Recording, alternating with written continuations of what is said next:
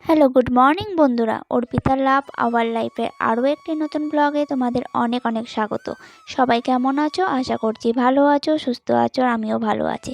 আজকে সকালবেলা থেকেই রেডি হয়ে একদম শাড়ি টাড়ি পরে রেডি হয়ে নিচ্ছি, কারণ আজকে যেহেতু জন্মাষ্টমী। আর আমি কিন্তু অনেক দিন পর, মানে প্রায় তাও অনেক দিন পর তোমাদের সাথে একটা ব্লগ শেয়ার করছি। কারণ আমি ভেবেছিলাম যে ব্লগ দেব না, শুধু শর্টসই দেবো আর লাইভ করব, কিন্তু ভাবলাম এই সিচুয়েশানগুলো, এই বা জন্মাষ্টমী বলো, রাখি বলো, বা পুজোর কিছু কিছু মুহূর্ত তোমাদের সাথে শেয়ার না করলে না আমার ঠিক ভালো লাগে না। কারণ আগের থেকে যেহেতু তোমাদের সাথে আমি সব কিছু শেয়ার করতাম, সেহেতু এই অভ্যাসটা আমার থেকে গেছে। তাই ভাবলাম যে আজকে যেহেতু পুজো করছি, সেহেতু তোমাদের সাথে একটু শেয়ার করি। আজকে সকাল থেকে বৃষ্টির মধ্যেই এই ফুলগুলো সব তুলেছি, তুলে ভাবলাম যে মালাটা গেঁথে রাখি। আর মালাটা কেমন লাগছে গপুকে পরিয়ে একটু প্লিজ সবাই কমেন্ট করে জানিও। আর আরেকটা কথা বলি, কারণ সবার বাড়িতে যেহেতু গোপালের মূর্তি রয়েছে, আমার কাছে কিন্তু গোপালের মূর্তি নেই, গোপালের একটা ফটো রয়েছে, আমি সেটাতেই মালা পরাই, আর আগের বছরও দিয়েছিলাম। তো যাই হোক, এগুলো আমি সকালবেলায় গিয়ে সব কিনে এনেছি, মিষ্টি আর তার সাথে ক্যাডবেরি লজেন্স যা যা কিছু দেয় সব কিছুই নিয়ে এসেছি।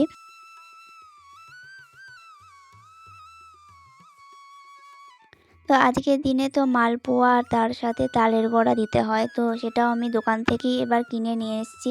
আর আগের বছর তোমরা দেখেছিলে যে আমি বাড়িতে তৈরি করেছিলাম, কিন্তু এই বছর যেহেতু বাড়িতে তৈরি করতে নেই, তার জন্য তোমরা তো সব কিছুই জানো যে কেন করতে নেই, তার জন্য আমি দোকান থেকেই সব কিছু কিনে নিয়ে আমি ঠাকুরকে দিয়েছি। তো যেহেতু আমি আগের বছরও করেছিলাম, এবছর যদি আমি না দিতাম আমার মনটা খুব খারাপ লাগছিলো যে আমি দিতে পারবো না। তাই ভাবলাম যে আমি কিনে নিয়ে আসি, কিনে নিয়ে এসে তো দিতেই পারি, তাই না? নিজে বাড়িতে না করি।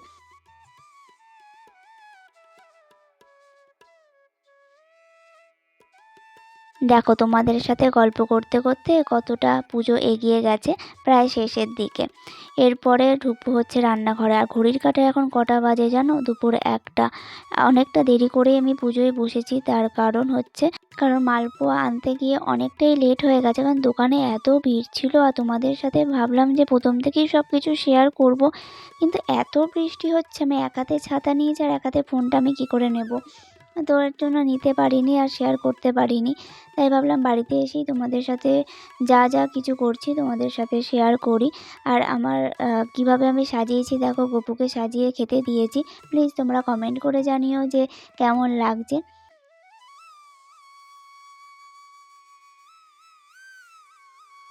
এবার আমি চলে এলাম ওপরের ঘরে, ভোলানাথকে ভোগ দেব। কি হয়েছে বলো তো? শ্রাবণ মাসে না আমি ভেবেছিলাম ভোলানাথকে ভোগ দেব, বাড়িতেই ভোগ রান্না করব। তো সেক্ষেত্রে দিতে পারিনি, কারণ বাধা পড়েছিল। আর যেহেতু কালসূচে ভোগ রান্না করতে নেই, সেই ক্ষেত্রেই হয়তো মনে হয় বাধা পড়েছিল, তাই তোর জন্য দেয়া হয়নি। তাই ভাবলাম যে আজকে জন্মাষ্টমী উপলক্ষে গপুকে যেহেতু দেয়া হচ্ছে, তার সাথে ভোলানাথকেও দেওয়াটা দরকার।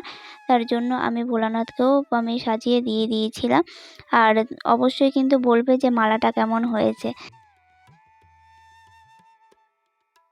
তোমাদের সাথে মাঝে মাঝেই এরকম দু একটা ভ্লগ আমি শেয়ার করব। একবারেই দেবো না বলেছিলাম, সেক্ষেত্রে ভাবলাম তোমাদের সাথে শেয়ার না করলে আমার ভালো লাগবে না, কারণ লাইভ তো করি আমি রাতে 9টার সময়। তো সকালবেলা যদি আমি কোনো কিছু শেয়ার করতে যাই, তো সেক্ষেত্রে লাইভে বসে শেয়ার করার থেকে ভ্লগে শেয়ার করাটাই বেটার। তার জন্য আমি ভাবলাম যে মাঝে সাঝে একটু ভ্লগ করব, ভ্লগে কিছু কিছু শেয়ার করব। তোমরা অবশ্যই কিন্তু দেখবে, আর প্লিজ প্লিজ কমেন্ট করবে যে কেমন হয়েছে। তো চলো এবার বাইরের পরিস্থিতি তোমাদের সাথে একটু শেয়ার করি, বাইরেটা কি অবস্থা।